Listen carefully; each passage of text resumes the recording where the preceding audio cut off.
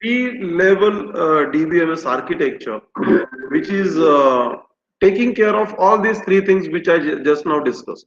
The first level is for user, second is for the administrator, and third is for the physical arrangement of the data. So that is a three-level architecture.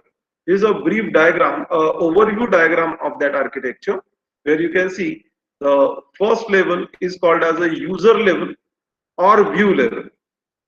User level or view level, it is called as, in which the users, the layman, is going to operate on. He is going to just get to see a GUI, and he'll operate on that. He'll just ask some data and he'll get it. He need not to write a program. He need not to bother how that data is coming. He even need not to bother from where the data is coming.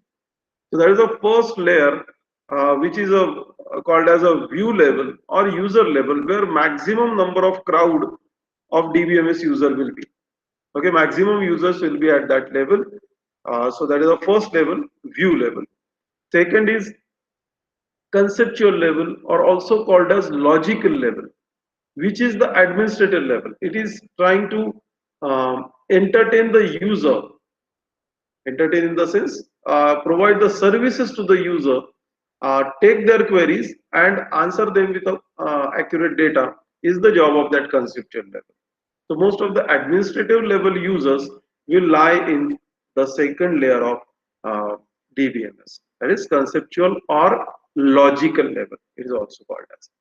And last level is the physical level or internal level, where the actual physical arrangements will be taken care of. How the file need to be stored, how the indices need to be stored, how the metadata need to be stored. That care will be taken by the internal level or physical level.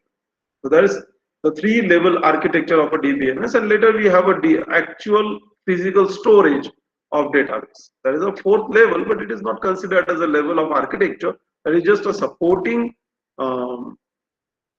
area for the internal level or a physical level.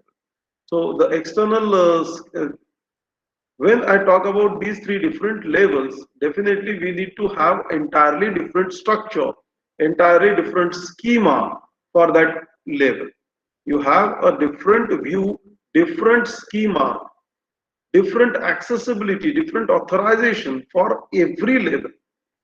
And we will have to maintain the data abstraction also. Data abstraction means all three levels are definitely connected to each other and pass on the data in upward and downward direction.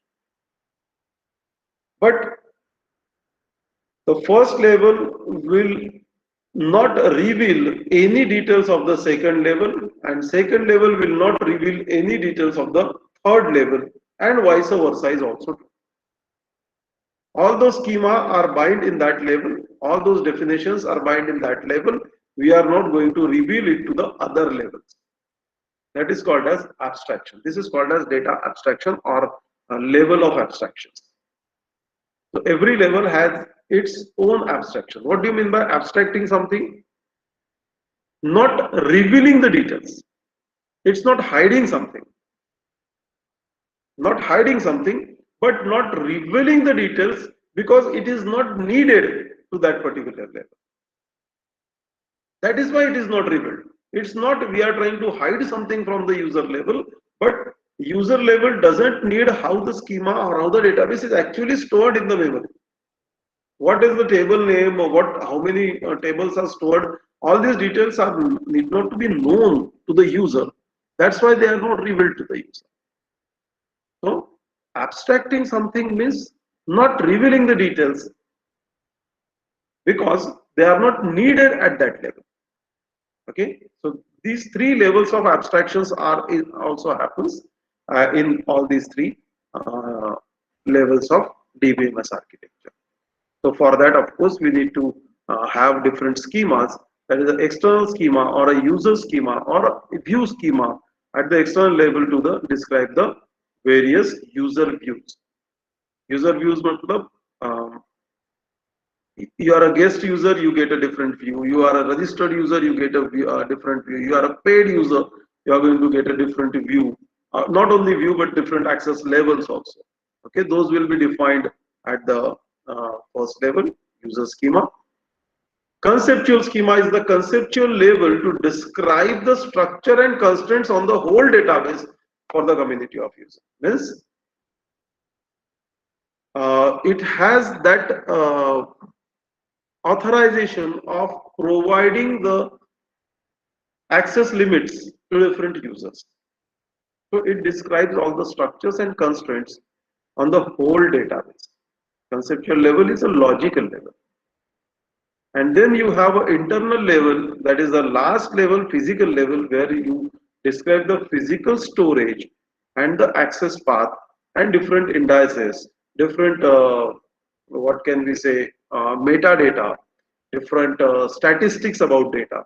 All these things are stored in the physical level. So this is the three level architecture of DBMS. View level, conceptual view or user level, conceptual or logical level, internal or physical level. Any name you can give, but this is the basic idea behind three levels of DBMS architecture. This is just an overview. We are going to see the details of it. Is there any doubt till this point, or shall we proceed?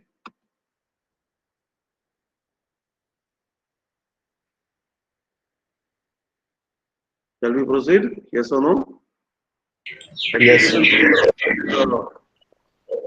Chat box. Yes, sir. Okay. Now we will see a detailed diagram for this three-level architecture. Okay.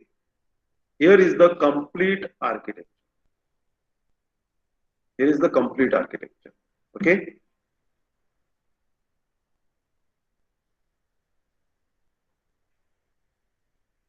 This is also called as the DBMS system structure. Okay, or DBMS system architecture.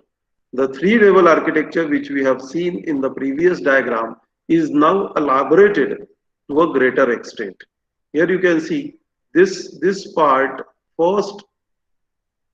This part is a view level or user level. This is a view level or a user level. Here we have all the description about the users. Okay, this is the second level, which is a conceptual or logical level. Okay, conceptual or logical level, where how to provide services to this level is decided and the processing is done. Definitely it is also connected to the physical level. This is your physical level. This complete is your physical level or internal level. We are saying this here, we are dealing with the actual physical storage of the data. Okay, so here you can see all the things which are mentioned in the first level are very much oriented towards user.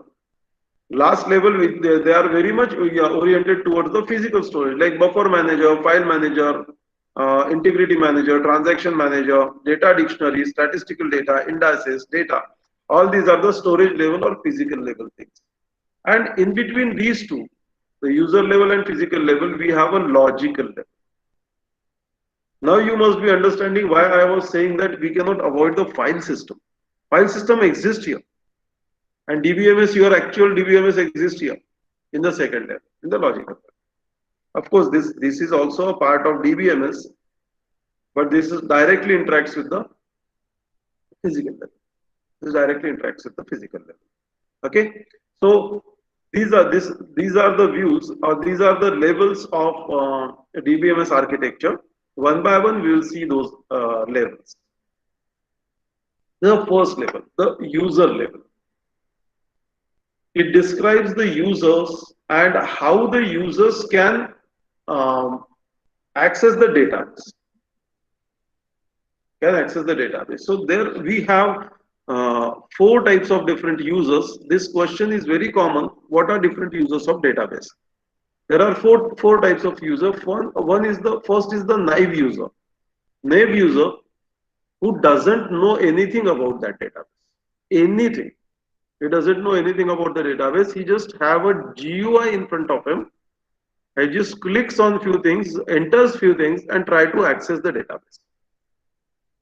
Okay, the naive user, absolutely unknown about the database management system.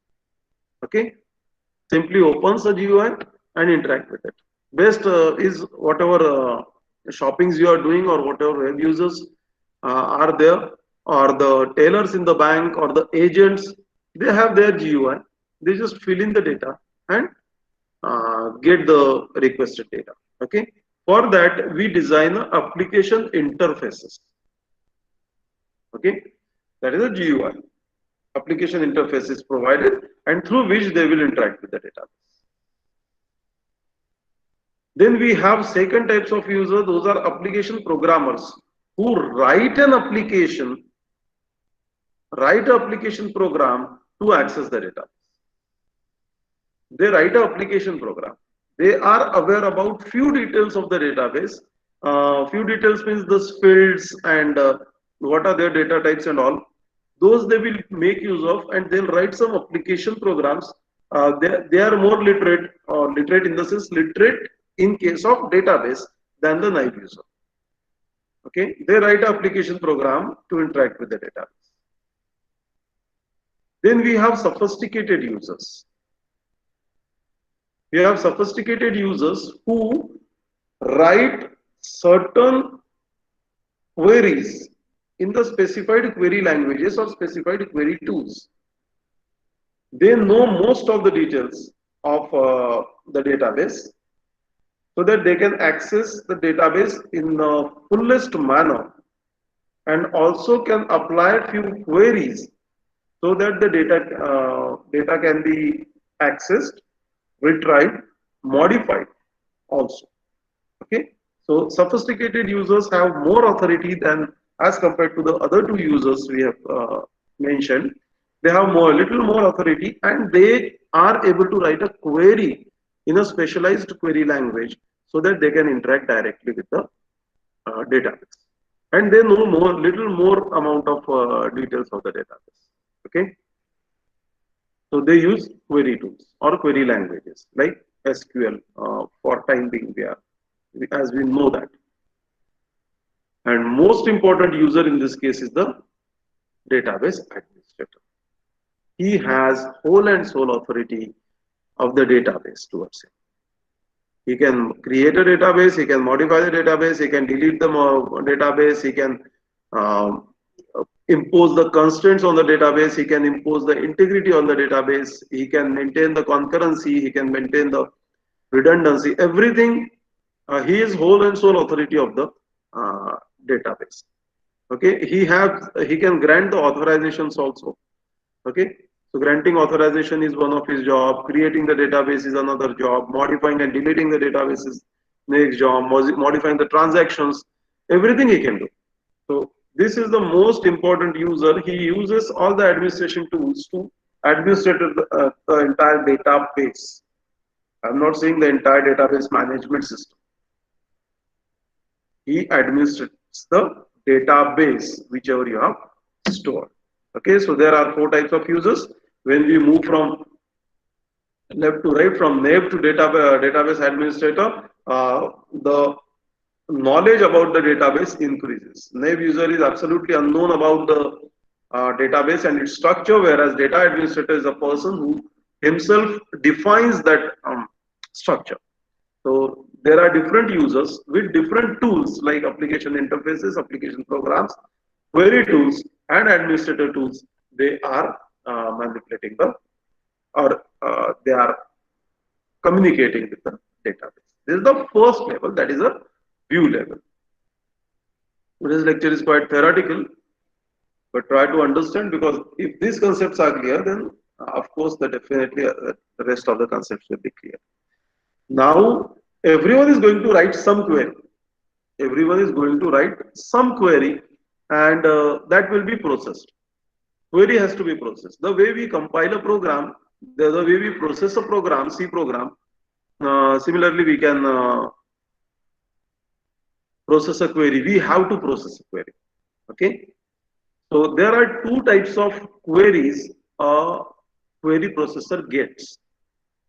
One is called as a DML query. DML stands for data manipulation language.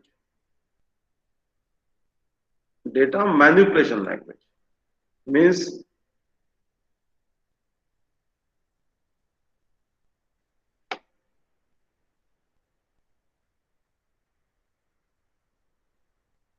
data manipulation language. Okay, DML. Data can be manipulated using these kind of language queries. Manipulations means I can access the data, I can retrieve the data, I can do the modifications in the data, in the values. I can update it, I can sometimes delete it, I can sometimes add it. So data manipulation language is one thing. Second type of queries are DDL, data definition language. These queries actually define the data. Define the data means what should be the structure of table, what should be the name of the columns, what should be the data type of that particular column, what should be the constraints on that. So that will be mentioned by DDL. So there are two languages, DML and DDL. One more is there, that is DCL, that is data control language, that we'll not see right now. So there are two types of queries which can be submitted to the query processor. That is the second level, logical level, where DML and DDL type of queries can be stored. Okay. So here you can see all the system tools are available, like compiler, linker, interpreter, organizer, evaluation engine. All these kind of things are made available. Okay. Now I'll go for one question.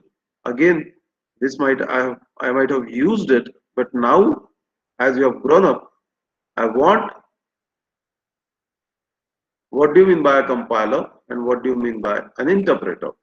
And what is the difference between these two? This I want the answer from your side. How you differentiate between an interpreter and a compiler?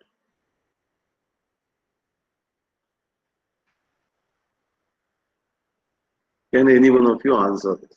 I want the answer from someone new because Abhishek has already answered, Rishi has answered, Akshay has answered. So I want someone else to answer the question.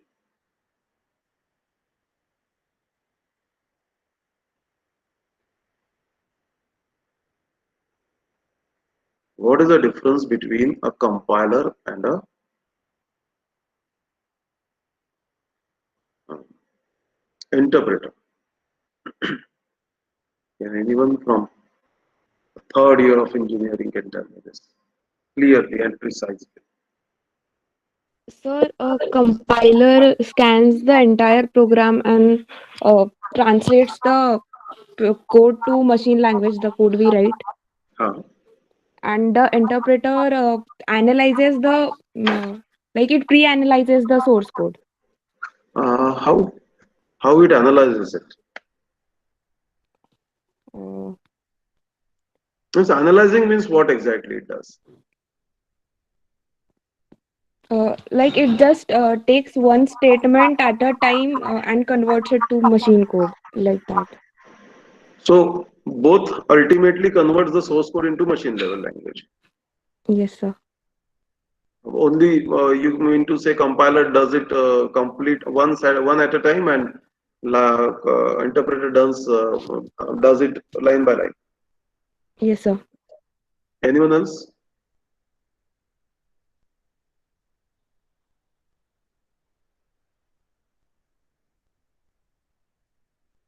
Anyone else? Sir, in compiler, object code is created, and in interpreter, no immediate object code is created. So it is like हाँ, yes, I agree with you to some extent. अच्छा छोड़ दिया उसने. He left, I guess. Anyone else? hello, sir. हाँ. Sir, so in interpreter, we process the source code into immediate intermediate code, and in Hmm. source and in compiler we process it to object code. To object code directly. Yes. Anything else anyone like to add? Sir, I guess compiler converts the high level language into machine code before when the program runs, and the interpreter when the program runs. It converts the high level language into machine when the program runs. Compiler At the before the runtime. program. Runtime conversion, you are saying that runtime translation is done. Yes sir, sorry. Runtime की बात कर रहे हो आप ये? Yes sir, इससे मैं बोल रहा हूँ कंपाइलर जब प्रोग्राम रन होने से पहले कंपाइल करता है high language into machine code, और वो भी full whole program one time पे, और इंटरप्रेटर वो लाइन बाय लाइन करता है when the program runs. Okay. Anyone else? Okay. Anyone else like to add something Sir, else? हाँ Sakshi. sir, compiler checks for errors and then links the file. Okay. And interpreter never checks for error; it directly links it to the object file. Okay. This is no. Interpreter also checks the error. It also checks the error. It cannot run without. It cannot without run. It cannot run if it has error. Sorry. Please repeat. Pushkar. So it cannot run without while having errors. Any program cannot run if it has actually compile time error or syntactical error or something like that. So interpreter is also memory efficient because it selects only one line of code and then converts it. Okay. And compiler takes whole code and converts it. Okay. Anyone else want to contradict with any of the answers which is given, or and want to add something in the answers which are right now given by many people?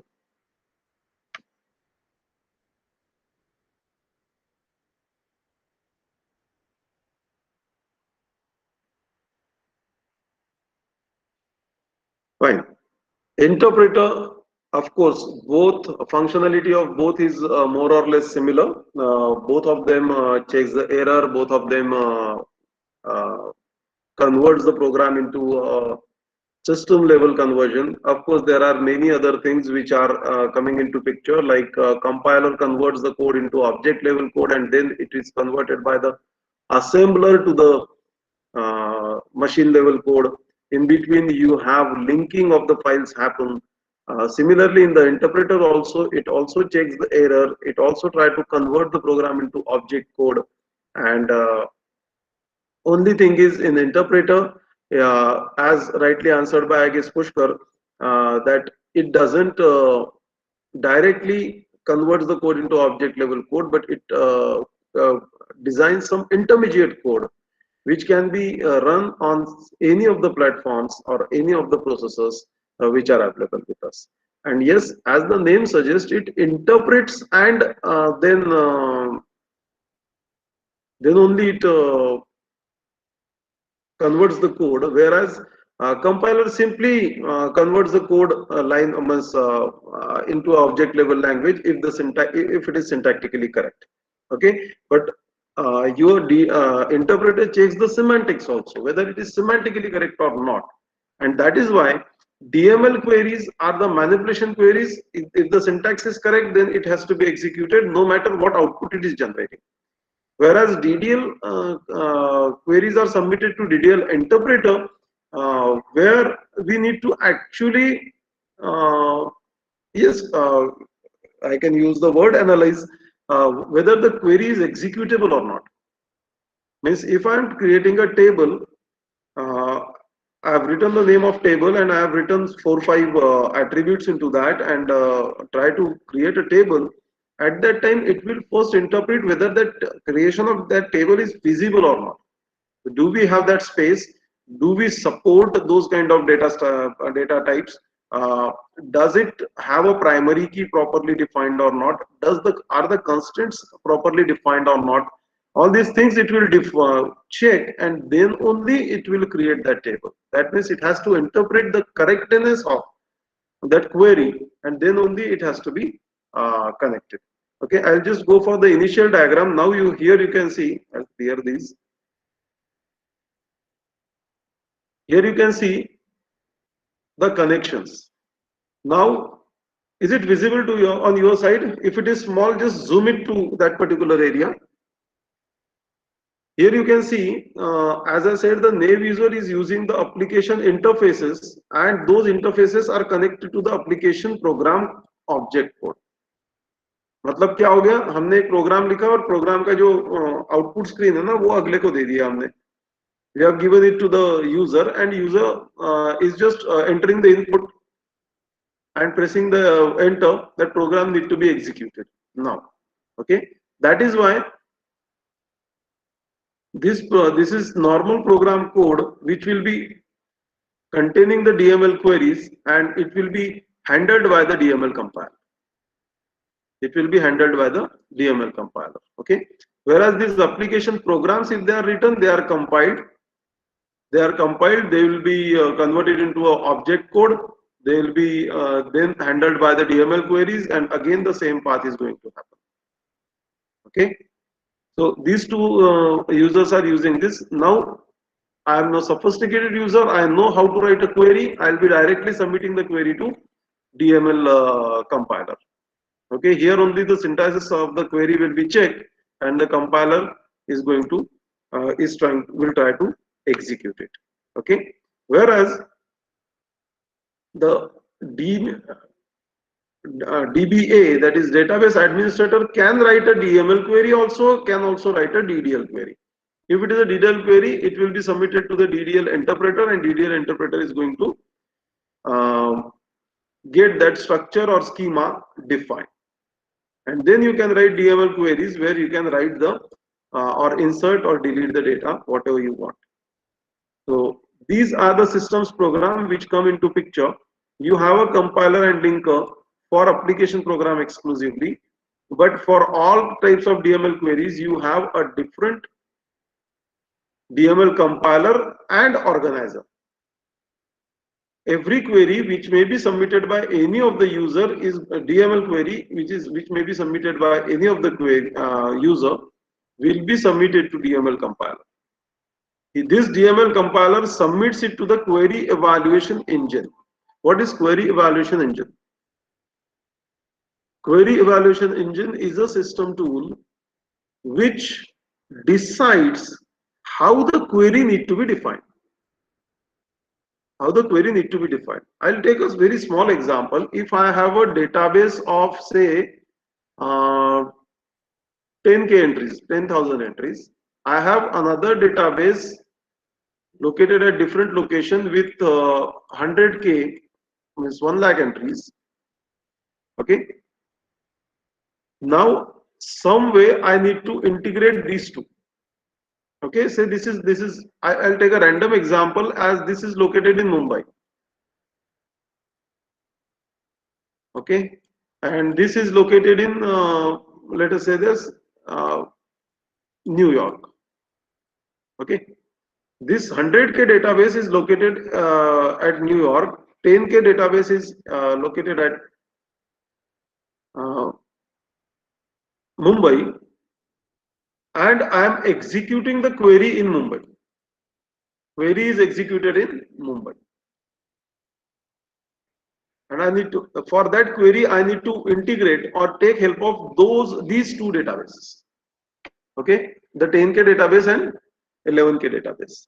Then there are two ways to execute this query. Bring this complete database of 100k to Mumbai, क्योंकि दो अलग अलग जगह तो मैं रख के उसको इंटीग्रेट नहीं कर सकता. First plan is bring all 100k data at this place, integrate it, and get the answer of a query. And second option is put this 10k, send this 10k data to New York, execute the query there, and get the answer back. So these are the two plans. query evaluation engine decides which plan to execute, which will be a more secured and cheaper plan to be executed. Okay. In this case, sending 10K database to New York and executing the query and just getting the output of that is more feasible as far as cost is concerned, because here you need to transfer only 10K files, whereas here you will have to, in the second option, you will have to transfer 100K files. So it is always good to transfer lesser files. So as far as cost is concerned, transfer cost is concerned, the first option, transferring 10K files to New York, is easy. But what if these files are very sensitive and confidential? At that time, we will compromise on cost and try to deliver security. At that time, better to carry 100K to Mumbai, even though it is costing us more. So that thing will be decided by the query evaluation engine. Okay, so this is a very important, this plays a very important role, because based on that only rest of the things are managed. Rest of the things are managed. Likewise, this you can see in between these two levels, there is only one component which is getting connected to all the components in the next level. Only query evaluation engine is connected to all the components in the lower level, in the storage manager level. Okay, so that care we'll have to take. So query evaluation engine is a very important part in the whole DBMS. Now we'll see the next level, that is storage manager. After the query processor, only query evaluation engine is connected to all these four system tools which are appearing in the storage manager. Now the job of the storage manager is to manage the storage properly, without any collisions, without any destructions. Every query, every user need to be served properly, and its accurate data need to be delivered back. That's the job of storage manager. So in this case, we have a buffer manager. Definitely buffer manager will be there in every program, every compiler, every OS. Along with that, we have a file manager, and then we have authorization and integrity manager, whom to be given authorities, what kind of integrities need to be managed. Integrity, as I told you yesterday, that if modification in one database is done, it should not affect the database in the other utility or other table. Okay, so that integrity need to be mentioned. And then we have a transaction manager. Transaction manager is another, we are going to have a separate discussion over transactions. What do you mean by transaction in the database? Right now, for time being, you just remember any activity which is carried out in database management system is a transaction. Any activity. It may be it may be submitting a query, providing the result, imposing the integrity, authorizing someone, okay, writing something, reading something, retrieving something, accessing something.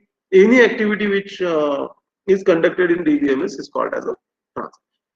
Okay, so there are four managers which we have as a subpart or subdomains of storage manager, that is buffer manager, file manager, authority manager, integrity manager, and transaction manager. Now these managers physically contact or physically communicate with the lower level, that is this database level, where we have the actual data stored, the indices for the data store. Indices means why we are maintaining indices? We are maintaining indices so that the access will be faster. The location of the data can be traced very easily. We also maintain the data dictionary, which contains the data metadata, means data about the data, and we also have a statistical data, means the numbers which are associated with the data, means how many records, what will the transaction cost, what will the processing cost, what will be the storing cost, what will be the writing cost, what will be the reading cost. All these kind of statistical data which is associated with actual data in indices is stored in the statistical data. This is your disk storage, and ultimately it is using a file system. Ultimately it is using a file system. Fine. So this data, this storage is connected to the storage manager in this way. In this way, you can see. Just make the thing clear. Here you can see this buffer manager is directly connected to two things. That is data as well as its indices. Okay, because that need to take care of what data is getting buffered, what are the intermediate results being constructed, how long they need to be pertaining in the memory or in the buffer. All these decisions are taken. And similarly, file manager is also communicating directly with the data and indices. Okay, that is obvious. That is very obvious. Now, second thing what you can observe is authority manager is talking, it is dealing with data dictionary, because there the metadata lies. है ना? So metadata वहाँ पे होने की वजह से it is going to communicate to that. Now you can see the DML compiler interacts with data dictionary. Of course, it has to when compile and organize it, it has to take care of it, and it also deals with the statistical data. Because all this information it will provide it to the query evaluation engine कि भाई इसका इतना खर्चा, right? So this way the data is stored or managed. This is the whole architecture of a database management system. It's a detailed one. Every time you are going to come across the terms like transaction, DML, DDL, query evaluation engine, indices, data, data dictionary. All these words will be frequently used in this particular subject, and also we are going to see separate what can we say these things like transaction, your query evaluation or query processing as a separate topics which will be discussed when we'll proceed further in this syllabus. So this is all about system data structure.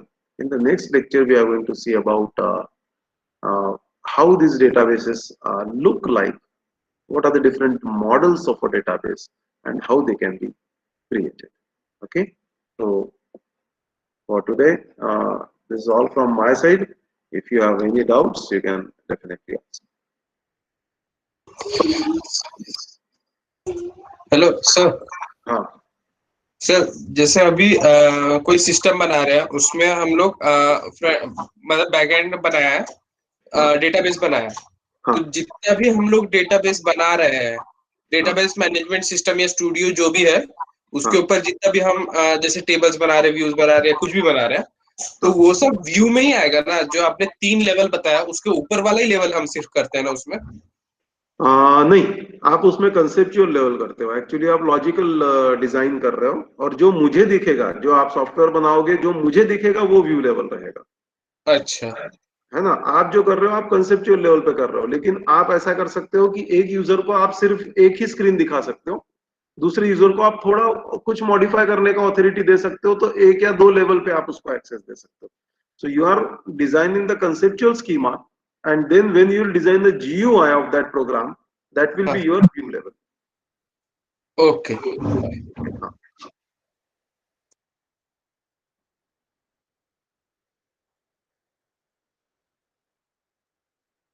So if you anything else, if you want to ask, if you don't have any doubts, you can leave the meeting. Those who have doubts can stay back and ask. Thank you very much. Thank you sir. Thank you, sir.